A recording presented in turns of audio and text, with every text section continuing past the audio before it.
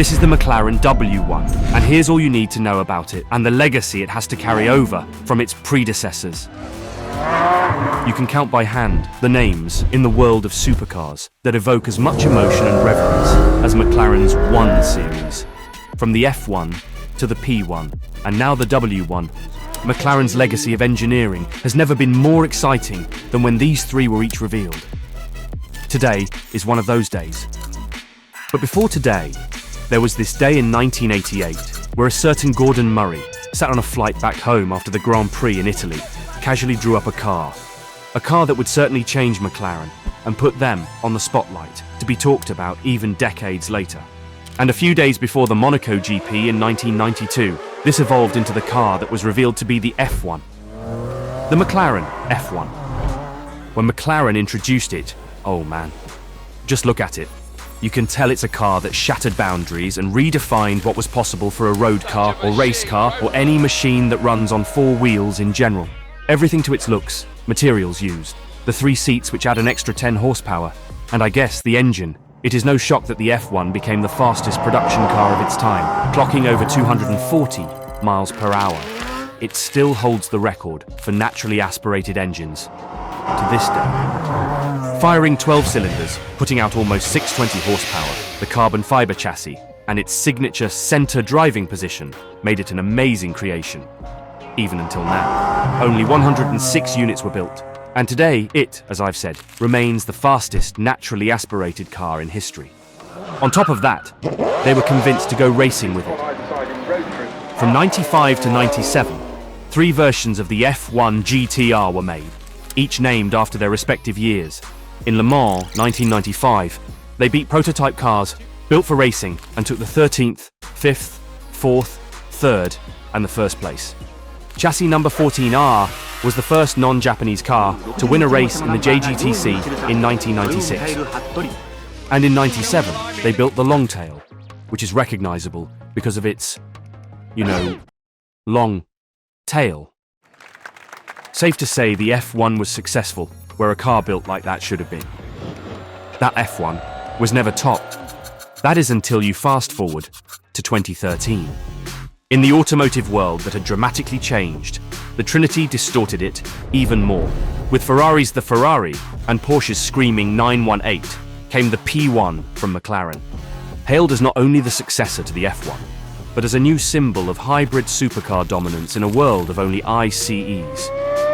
Many, including this guy, you may know him, still regard the P1 as the greatest of them all. A 3.8-litre twin-turbo V8 engine with an electric motor, kind of acting like an anti-lag, and producing a combined 903 horsepower, made it infamous for being a raw track weapon. It hit 0 to 60 miles per hour in just 2.7 seconds and topped out at 217 miles per hour, gaining its nickname. The Widowmaker! Speed, handling, rawness, aerodynamics, features that have not expired even by today's standards, made the P1 what it was back then and what it is today, an icon succeeding the F1 with flying colours. All of the 375 units were sold out by November that year, just a month after it had been introduced.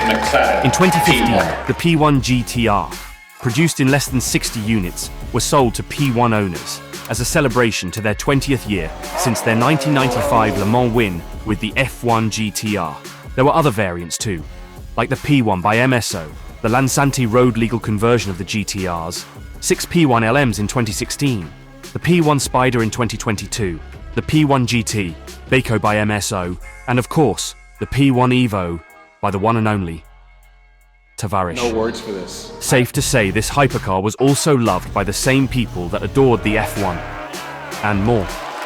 By generating more downforce than any other production car at the time, by gripping the road like no other hypercar, by driving like no other car in existence, by scaring the life out of drivers, by looking like something that belongs in the future, and being limited to just 375 units, the P1 quickly became one of the most coveted cars of the modern era, even going into 2025. And now, after the success of the F1 and P1, and 50 years after their first F1 championship win, McLaren is gearing up for its next piece in the trilogy, the W1. unveiled this week, powered by a brand new McLaren-designed V8 engine, producing more than 1,200 horsepower and capable of 2.7 seconds 0 to 100, which is pretty much the same as its 10-year-old predecessor. I really don't know how that's possible, but it is pretty fast nonetheless. It, as with many of the newer hypercars like the AMG one from Mercedes or the latest Ferrari with half a 12-cylinder, It's the biggest piece of dog shit. incorporates cutting-edge hybrid technology that's significantly lighter and more efficient than what was used in the P1. With Formula One-inspired design principles integrated like the F1, the W1 is expected to be McLaren's most powerful and technologically advanced car to date, better be, being the next Ultimate Series car and the highest of them all in that list. The king, if you will. The design. Oh god, the design. Good thing I waited to upload this video a week later, because the car has gotten, let's just say, mostly good feedback. The design is very McLaren, and apart from the wing, there's not been any changes or elements where people won't be able to tell that it's a car from McLaren. There are the anhedral doors. They refuse to call them gull wing doors. They just are. But they do look pretty nice, considering this car represents the next 10 years of McLaren automotive. They call the W1's aero shape-shifting, which is a bit of a stretch, but it does have a combined total of 1,000 kilograms of downforce, which is a 400 kilogram increase in 10 years. With the first P1 model, you apparently need to pay extra for this, which is definitely going to be cheap, isn't it? Because of the wing, the rear is definitely the selling point of the car. The side profile is quite similar to the much older siblings, but by adding various other bits and pieces, it does have its own personality. It truly does feel like the next gen of that trio, like a younger sibling, following newer trends. It carries some of the design aspects, like the rear haunches and side vent from the Senna, and how the headlight seems to take inspiration from the McLaren GT. I personally prefer the older logo-shaped headlights, because they had their own identity. The active splitter also seems to aid in the aerodynamics of the car, changing how air flows through the car's body, changing values of downforce accordingly. The interior hasn't changed much from the other normal McLarens, especially the dash. The infotainment seems to be a newer version, hopefully, than the one in the latest 750 or the Artura. The steering wheel keeps the design from the older models with a new gen twist. The boost button and the DRS button seems to be in the same places with a newer design to them. The DRS is replaced by Aero, probably because it activates both the active wing and the splitter, while the boost button probably will have the same capabilities as the P1, using the batteries from basically the second engine of the car and giving quite a significant jump in horsepower for a while, hence initiating. Other than that, the seats look cool, probably designed and tailored differently for each customer, seen as only the dash and the pedals move to fit the driver. Again, it is just a tiny refresh, giving it a slightly new look, to be hopefully as comfortable as the last big 1 Series car they produced.